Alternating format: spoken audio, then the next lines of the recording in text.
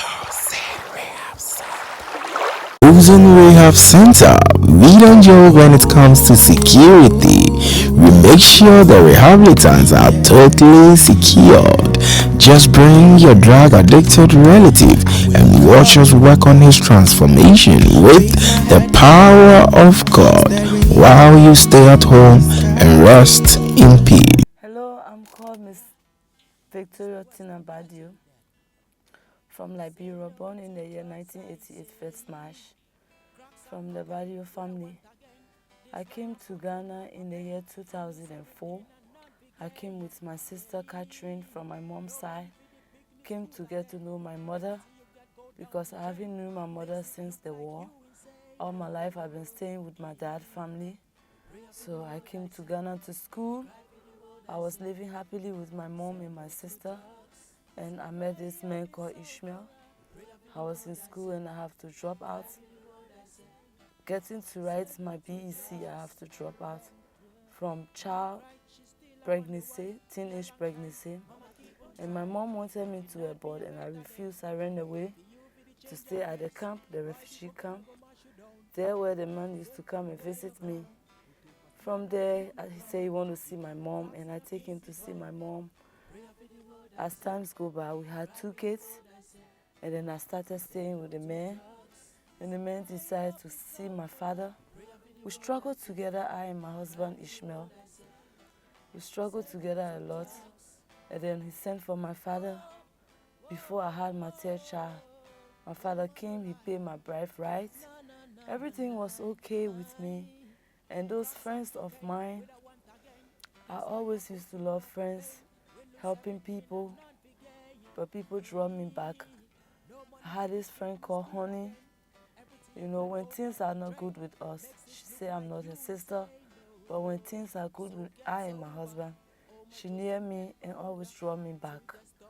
So she was with me and then poisoning my mind that, oh, my husband have to change, always going to club. I should allow my husband to rent for me. I didn't know that she was using something we African call voodoo to control my mind. So immediately my husband rented for me. So that day she helped me draw my things out of the house and we went to stay at her house.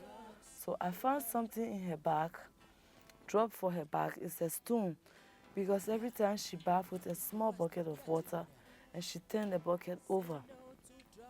So I found the thing and then she was looking for that thing, She couldn't find it. And then I asked her, what are you looking for? She couldn't tell me, so I tried place the thing on my dresser for her to see it. When she saw it, another eyes shouldn't have seen it. And then she started going mad. She went mad off and on, off and on. The madness came to her every season. Anytime she sees me, she go mad. Anytime she sees me, she go mad. So a church pastor told me that this, my friend, is the one who is drawing me back in life. And I didn't believe the guy. And my husband also, as a strong Muslim, he also told me that I should let friends go away from me.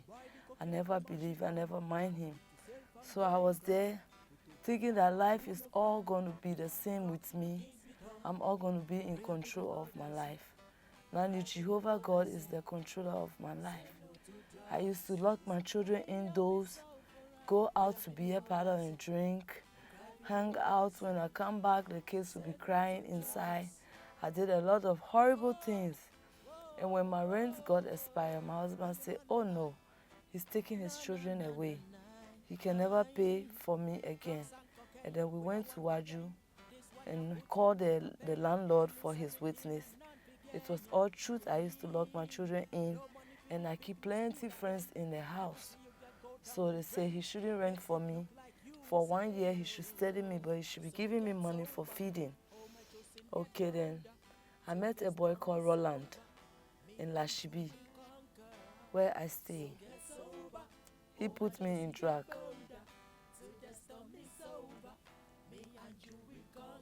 Yes, my name is Joshua Ayu, and people used to call me, my street name is Destiny, as people used to know. I was born in Ghana, and I live at La bypass, new markets. I come from not a rich family, like a poor background. So I completed JSS at 2015. So I met a friend and he introduced me to a job that is internet fraud. So when I started getting money early. Started getting money, and as I used to get the money, they introduced me to marijuana and cigarette. That is what I know. And after that, as the money was coming, we went to club, and at the beach side, you spend time. And one of my friends used to buy some white powder, but I don't really know. He used to mix it with red, and we smoke, we smoke it. So as we used to smoke it, as time goes on, I become addicted. But not knowing, I don't know, it was heroin. So once I become addicted, I have to buy it myself, and anytime I feel the ticky, I went to the ghetto, and then I will go and get it myself and other stuff. So I start losing everything. I start getting money early, almost thousands of dollars. So my mom was like, you don't have money, and you get money and you spend money anyhow. So they started rejecting me and other stuff. When I come home, my sisters and my brothers was worried, and like they feel like rejecting me because they see that now I was not responsible. So still I was addicted, so I have no choice. So I have to join a company. I got a friend. At this place, we used to come to Vegas, other called Sahara, and other ghettos to go and hide. How were you getting money to smoke?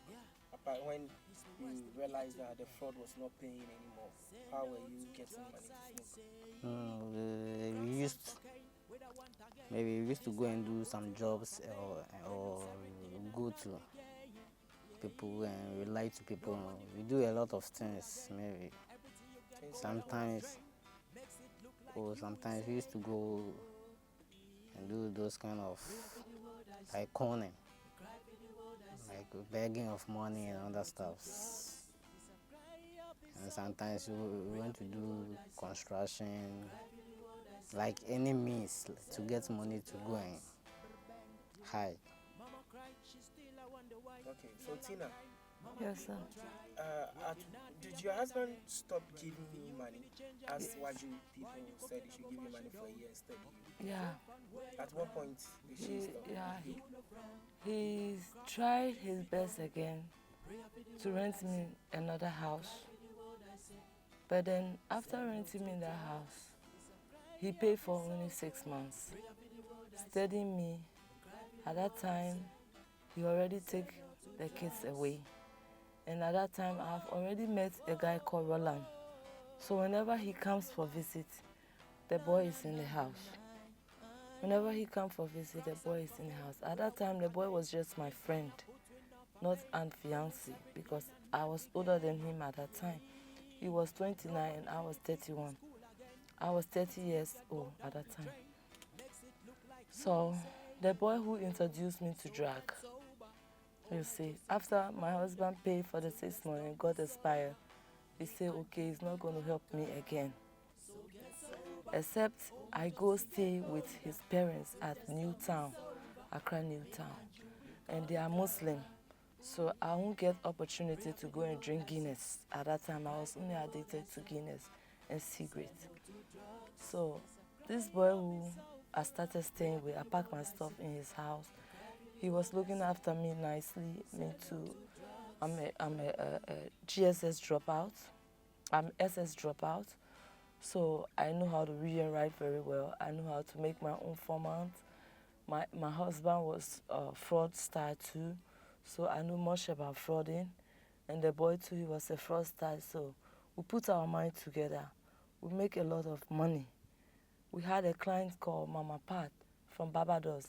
She paid a huge money. Every month we take like 200 million Ghana cedis. Yeah, 100 million, 100 million, 200. We leave his grandmother's house. We rent hotel. So on my 30th year's birthday, the boy introduced me to crack cocaine. My friend told me that, Tina, your boyfriend is taking something called drug. I say, oh, it's not truth. Say, why anytime you people pick money, he will tell you he's coming and he will go out, then he come. I shouldn't have to poke nose into his business. But my friend made me to turn to an addict today. And I told the boy that day, my birthday, that I want to know where he always going to and leaving me behind. Hallelujah. And then I follow him up to Adoyemi, Teshinungwa. And I saw him hitting the rock. And I said, let me test one. I said, he won't buy it for me. But we share money, so I have my own money. I should buy. And I said, well, I've left my money in the house.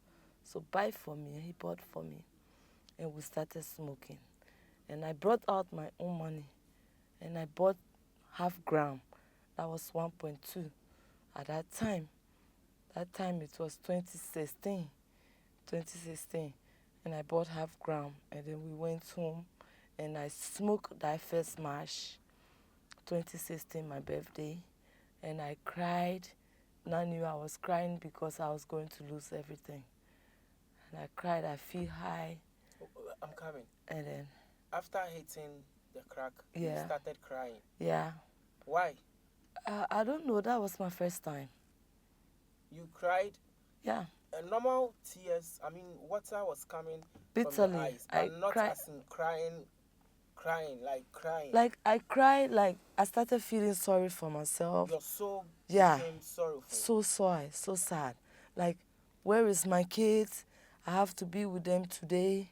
My birthday, the life I was living, and the boy started consoling me, giving me more drug, and hit and put me to bed. And I fell to sleep.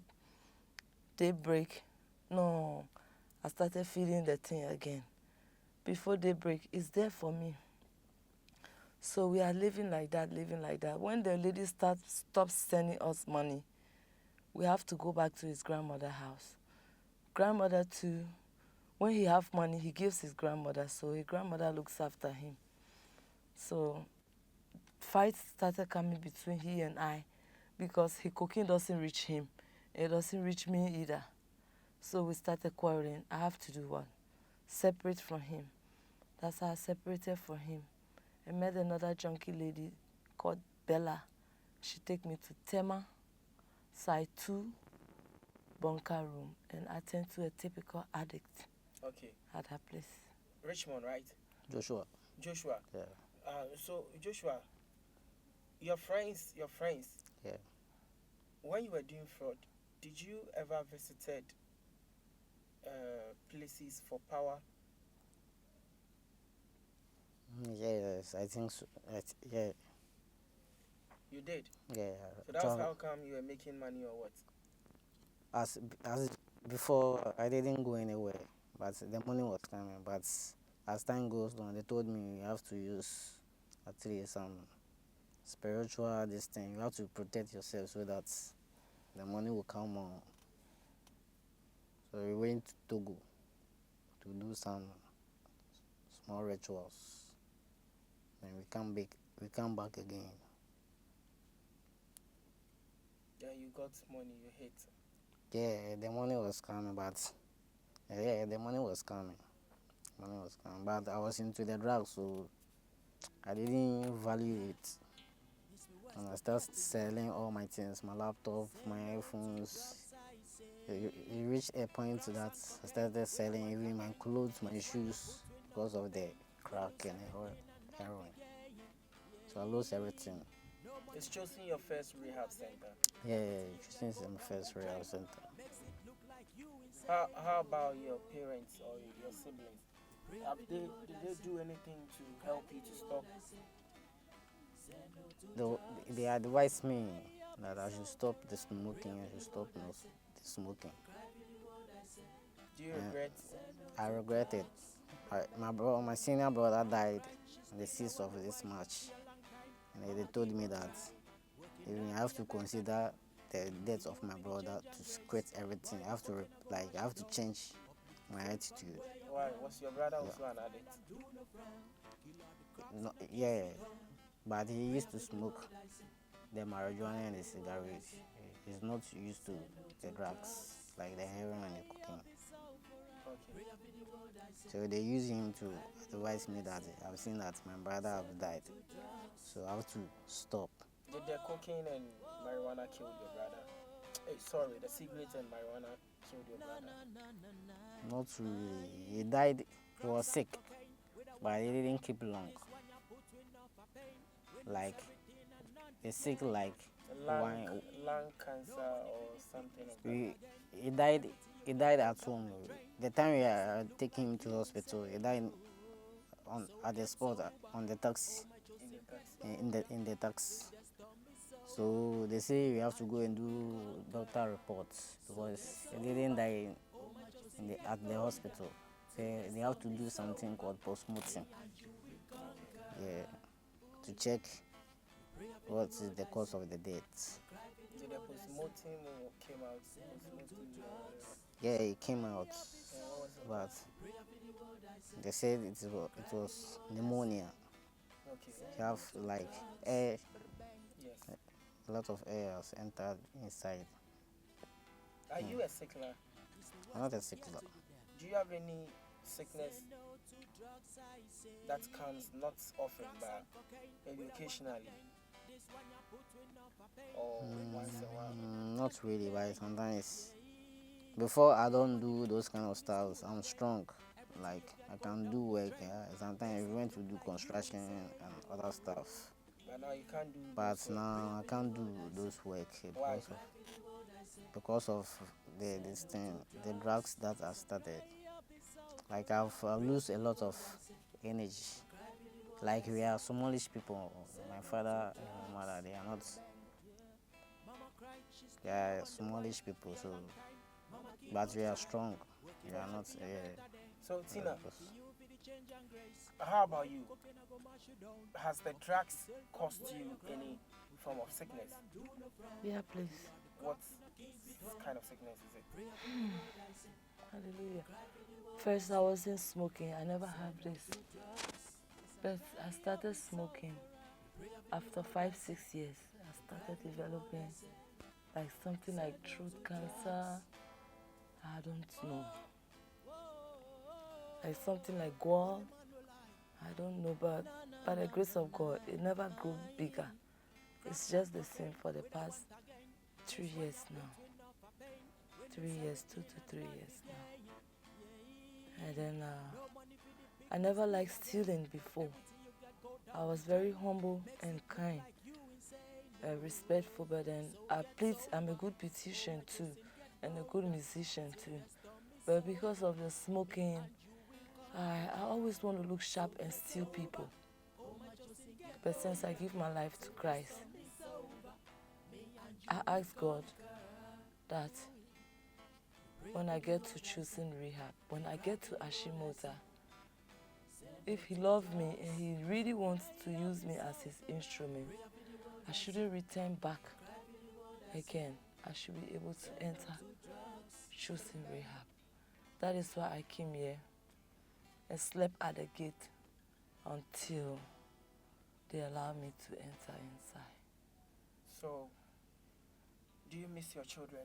A lot. What do you miss about them? How they embrace me, how they call me mommy when they are back from school, how I put their cornflakes down for them to scatter the whole parlor, the whole dining table. How I made my son to bath his sisters. Miss my kids a lot, bro. I've lost my kids, I've lost my family. I've lost my loved one, I've lost my personality. I really need God. At Chosen Rehab Center, we don't just cure them, but we keenly focus on their renewal of the mind. Change is possible. Say no to drugs. Yes to life.